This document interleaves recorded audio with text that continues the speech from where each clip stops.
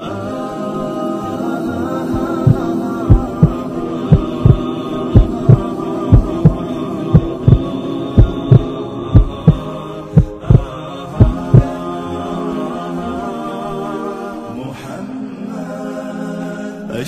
الأعراب والعجم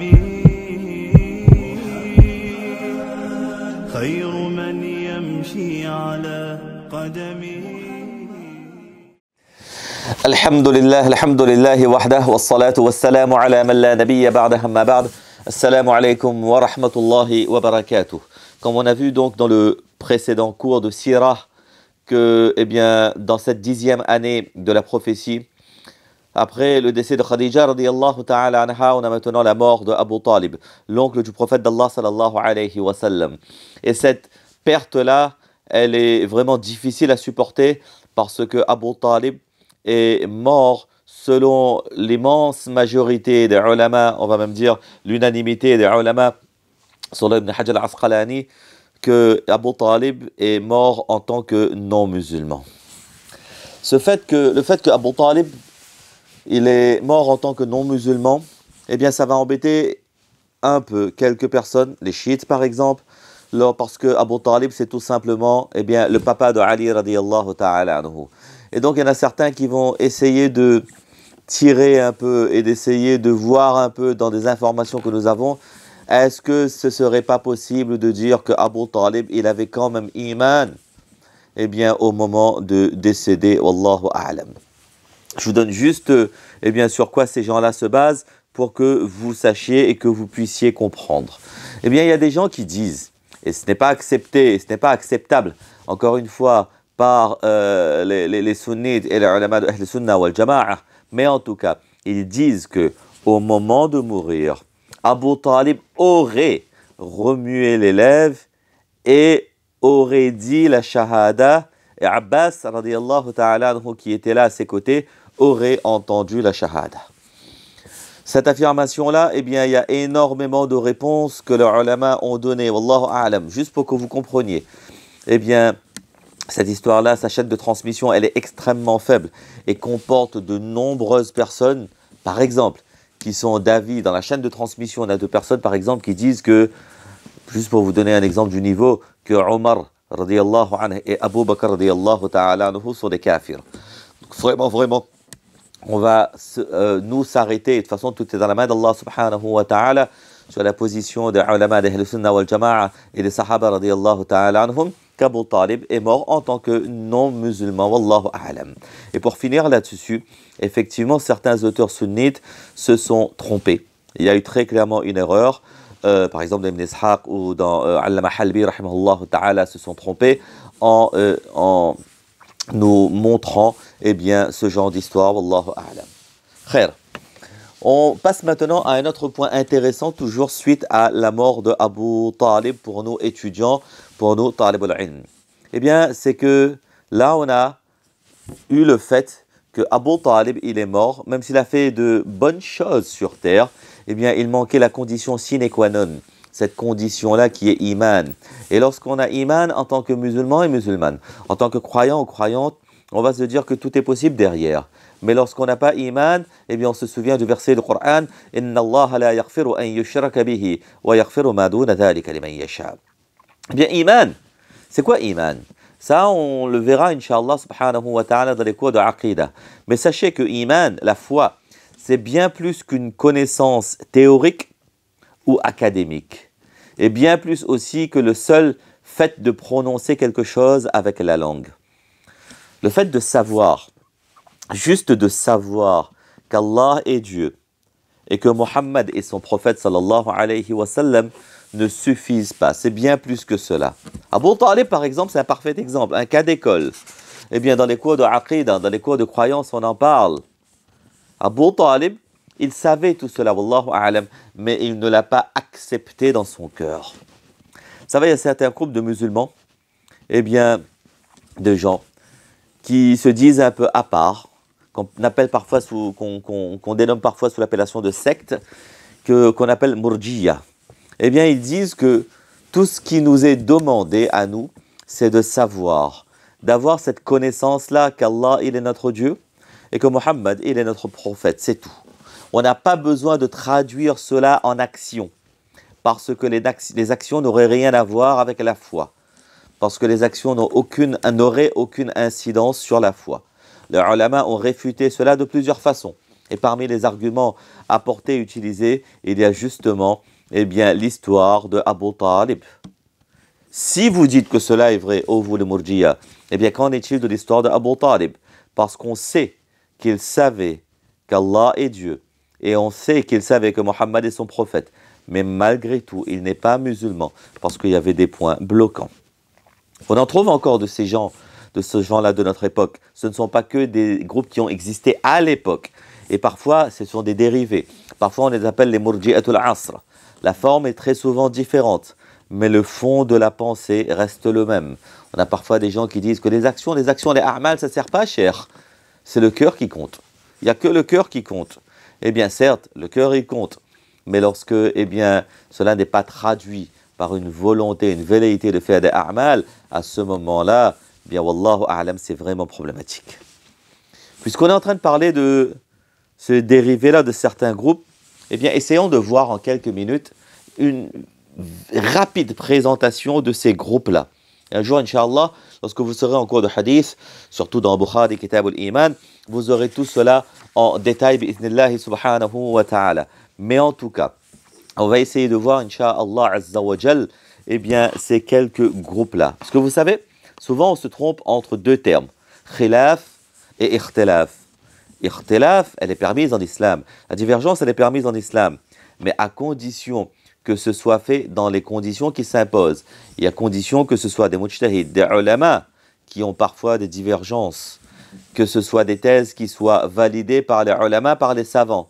Parce que si on dit que n'importe qui peut diverger de n'importe quoi au nom de l'islam et que la divergence de tout le monde sur tous les sujets serait acceptable, wallahu al-musta'an, chacun aurait le droit de dire n'importe quoi et chacun aurait sa propre conception de l'islam.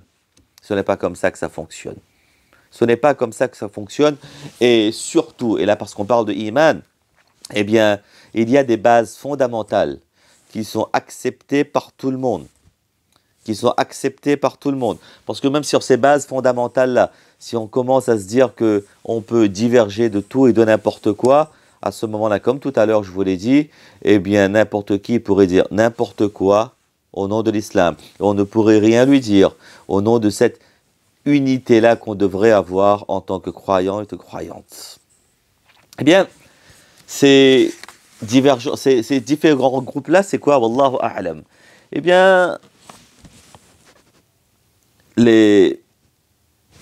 Ces groupes ont existé à travers l'histoire. Elles ont parfois une croyance, parfois une pratique différente des musulmans sunnites, on va dire des musulmans mainstream, parfois à cause de leur mauvaise compréhension et parfois à cause de leur mauvaise interprétation du texte. Il y a aussi des raisons politiques, mais comme je ne suis pas expert, je ne vais pas rentrer dans ces considérations politiques-là, wallahu a'lam. Il y en a eu à toutes les époques. Et les ulama se sont toujours élevés contre ces sectes-là. Par exemple, les Mu'tazilites à l'époque de l'imam Ahmad bin Hanbal, rahimahullah ta'ala. Les Jahmiya à l'époque de l'imam Bukhari, rahimahullah ta'ala. On avait aussi les Khawarij à l'époque de Ali, radiyallahu ta'ala anhu, ou les Shia juste après. Dernière chose, avant de juste définir c'est quoi ces termes, c'est que l'objectif de mon propos à moi, l'objet de mon propos, c'est surtout pas de les retrancher automatiquement de l'islam, surtout pas. Tous les égarements, et ça il faut le comprendre, c'est une règle, tous les égarements, toutes les fautes n'induisent pas forcément le kufr. Et ça il faut s'en souvenir. Avant de qualifier tout le monde de kafir, d'égaré, etc., le takfir, le fait de rendre quelqu'un un musulman, quelqu'un qui se dit musulman, le fait de le rendre mécréant est quelque chose d'extrêmement sensible et dangereux. Et il faut laisser cela aux ulama. De grâce, faisons très attention. Lorsque je vois parfois des gens qui écrivent sur les réseaux sociaux, etc., ya salam, faisons très attention. Accuser quelqu'un, un musulman, quelqu'un qui se dit musulman de mécréance et l'exclure de l'islam, est un acte extrêmement grave. Dans Sahih al-Bukhari, par exemple, eh bien, hadith rapporté par Abdullah ibn Umar radiyallahu ta'ala anhuma, il dit, quand l'homme dit à son frère, espèce de mécréant, l'un des deux a sûrement mérité ce titre. Il s'applique à l'autre si ce qu'il dit est vrai. Sinon, c'est à celui qui le dit que cela revient. En gros, si on va dire à quelqu'un qu'il est mécréant alors qu'il se dit musulman, si c'est vrai, c'est vrai. Mais si ce n'était pas vrai, eh bien cela va revenir vers nous, qu'Allah subhanahu wa ta'ala nous protège. Les ulama ont toujours été extrêmement précautionneux dans le takfir. Extrêmement. Il faut très très attention. Et quand je vois des gens parfois qui font le takfir uniquement parce que tu vas boire telle boisson, tu vas manger telle chose, wallahu al-musta'an. Nous, en tant que talib al-ilm, on fait très attention. Il faut savoir que les péchés commis n'excluent pas le musulman de la foi. Un péché n'exclut pas le musulman de la foi, sauf celui qui va nier par exemple les piliers de l'islam, ou celui qui va se moquer des croyances ou des actes fondamentaux de l'islam. Là oui, wallahu alam, les ulama se prononceront. Mais nous, à notre niveau, on ne doit pas entrer dans ce genre de débat-là. Frère, juste quelques catégories de ces gens-là dont on a parlé. On va commencer par les khawarij.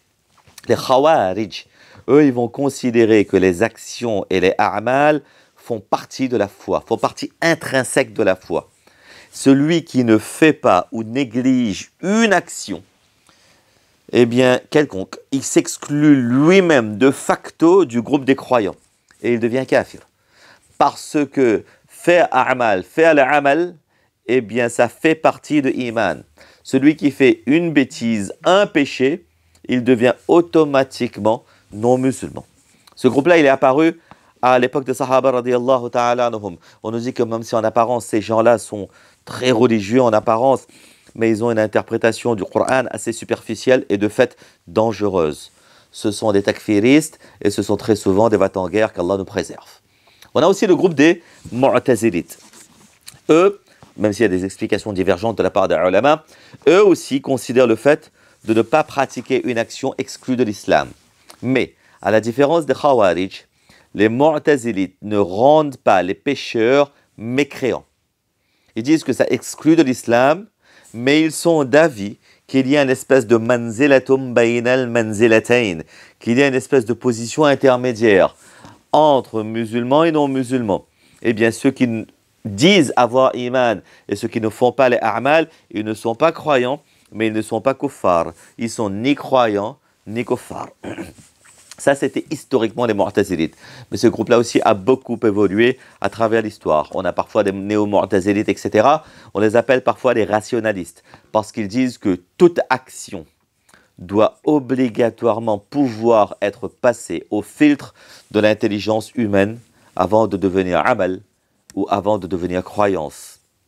Que si on n'arrive pas à comprendre une action, eh bien ça ne peut pas être une action. Si on n'arrive pas à comprendre avec notre réflexion, eh bien une croyance, ça ne peut pas être une croyance que nous demande Allah subhanahu wa ta'ala.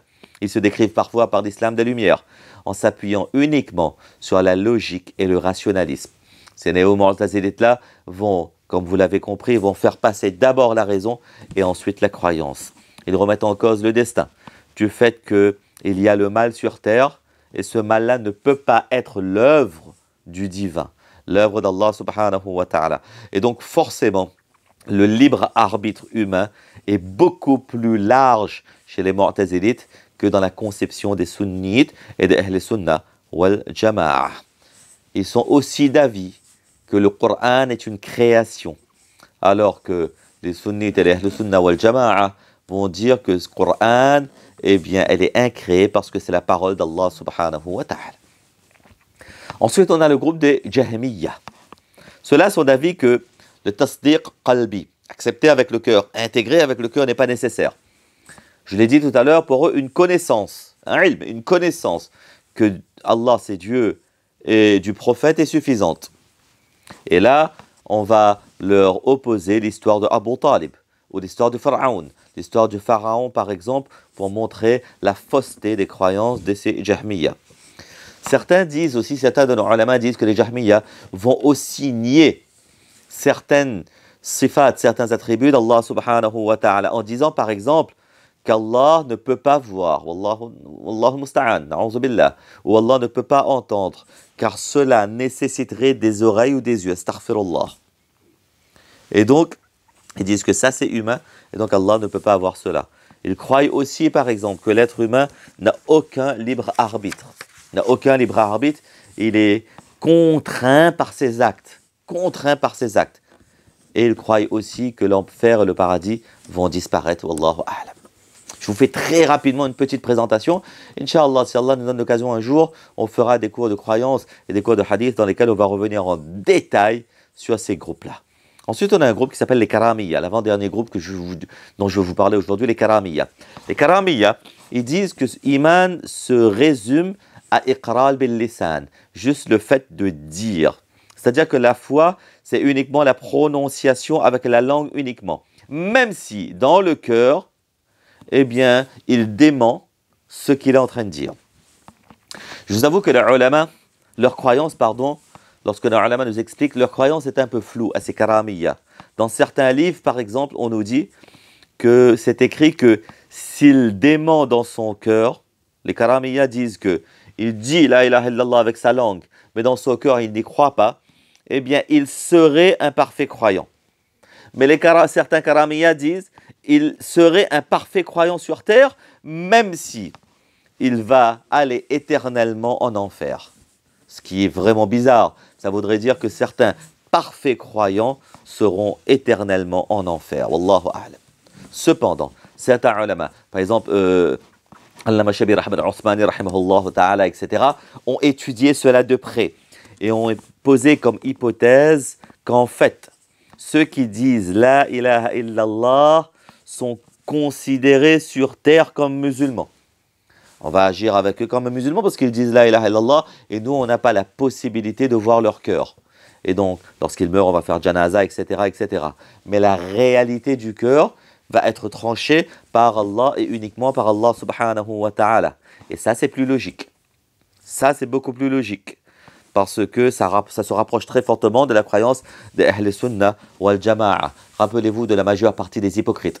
À l'époque du prophète d'Allah sallallahu alayhi wa sallam, ils disaient avec leur langue la ilaha illallah Muhammad Rasulullah, et pour beaucoup d'entre eux, on n'avait pas de certitude, et donc on faisait avec eux comme avec les musulmans, et ce qui en est réellement, c'est Allah subhanahu wa ta'ala qui décide. Ensuite, on a le groupe des Murjiya. Murjiya, j'en ai parlé tout à l'heure, ils disent que les actes et la foi, les actions a'mal et iman, les actes et la foi ne sont absolument pas liés. Les actes n'auraient aucun effet sur la foi. En gros, ils disent que la croyance dans le cœur suffit. Et limite, il n'y a pas besoin d'action. Tu peux faire ce que tu veux sur terre. Tant que tu as iman, le paradis t'est dû. Le paradis t'est obligatoire. Là aussi, on comprend que c'est une déviance parce qu'il faut faire a'mal, parce que c'est une demande de notre iman. On croit en Allah et donc on va mettre en application ce que Allah subhanahu wa ta'ala nous dit. On croit au prophète d'Allah sallallahu alayhi wa sallam et donc on va mettre en application nous ce que le prophète d'Allah sallallahu alayhi wa sallam nous demande de mettre en application. Voilà donc pour la présentation très succincte de ces groupes-là. Pour conclure là-dessus, je vais vous dire qu'il faut comprendre que toutes ces sectes déviantes-là disent s'appuyer sur les textes, sur Coran et sur Hadith. Certes, sur une mauvaise compréhension de ces textes-là, mais ils disent s'appuyer sur les textes. C'est pour cela que, et je le dis souvent, chacun d'entre nous, lambda, étudiants, nous ne pouvons pas interpréter les textes Coran et Hadith comme je veux. Il faudra absolument que je m'appuie sur les travaux des ulama qui nous ont précédés pendant 14 siècles. Et il faut absolument avoir cette humilité-là, de se dire que je vais m'appuyer sur les ulama qui m'ont précédé depuis 14 siècles, et surtout le premier groupe de ulama, les sahaba radiyallahu ta'ala anhum. Il faut absolument avoir cette humilité-là. Parce que si on n'a pas cette humilité-là dans notre approche des textes, eh bien, d'une façon ou d'une autre, un jour ou l'autre, eh bien, on encourt des gros risques et on va faire de grosses erreurs qu'Allah subhanahu wa ta'ala nous préserve. Autre chose, c'est que ces groupes déviants dont on a parlé là, eh bien, ils ne sont parfois plus présents dans leur forme originelle. Aujourd'hui, on n'en connaît plus. Mais cependant, on a d'époque en époque, de génération en génération, résurgence parfois de certains groupes qui reprennent intentionnellement ou non, partiellement ou non, qui reprennent leur thèse. On a alors parfois affaire à ce que les ulama ont qualifié de néo-murjiya, ou néo-takfiriste, ou néo-khawarij, ou néo-mu'tazilite, et il en existe, wallahu a'lam bis-sawab. Dernière chose que je pouvais vous dire là-dessus, c'est que cette liste-là, elle était très succincte. Donc, bien entendu, étant donné que le temps, il est minime, on n'a pas pu entrer dans les détails sur ce qu'était chaque groupe. Rapprochez-vous de vos ulama pour savoir qui est qui, qu'est-ce qu'ils font, etc., etc. Et cette liste-là n'est pas complète, ni exhaustive. On pourrait, par exemple, parler des coranistes qui reviennent en force d'ailleurs, qui disent que nous, il n'y a que le Coran qui compte, il n'y a que le Coran qui compte. Et ils ne s'appuient absolument pas sur les hadiths. Ou alors des Qadiani, de Ahmadiyya, qui a été un groupe déviant, fondé par un certain monsieur Ghulam Ahmad Qadiani, qui au début se disait réformateur, mais qui va se terminer en se faisant appeler prophète. Qu'Allah subhanahu wa ta'ala nous préserve de ces groupes déviants-là, qu'Allah subhanahu wa ta'ala nous préserve de toute mauvaise chose, mauvaise croyance, et qu'Allah subhanahu wa ta'ala nous permette de rester ferme sur nos croyances et sur ce que les ulama nous ont donné depuis 14 siècles, et sur la croyance et sur les a'mal, comme les sahaba radiyallahu ta'ala anhum l'ont été et ont su l'être. Juste une chose avant que je termine, c'est que lorsque je cite ces groupes, tous ne sont pas considérés comme en dehors de l'islam, comme je vous l'ai dit en introduction. Tous ne sont pas considérés comme en dehors de l'islam par les ulama. Il y en a en fonction des cas, et ces cas-là vont pouvoir être jaugés lorsque besoin se fait sentir, uniquement par les ulama, uniquement par les muftis. Et nous, donc, à notre niveau, on reste tranquille, on fait très attention à ce que notre langue va dire. Qu'Allah subhanahu wa ta'ala donne le tawfiq de comprendre, de mettre en pratique. Amin wa akhiru da'wana an alhamdulillahi rabbil alamin. Fajazakumullah wa barakallahu fikum. Wassalamu alaykum wa rahmatullahi wa barakatuh. يا رسول الله محمد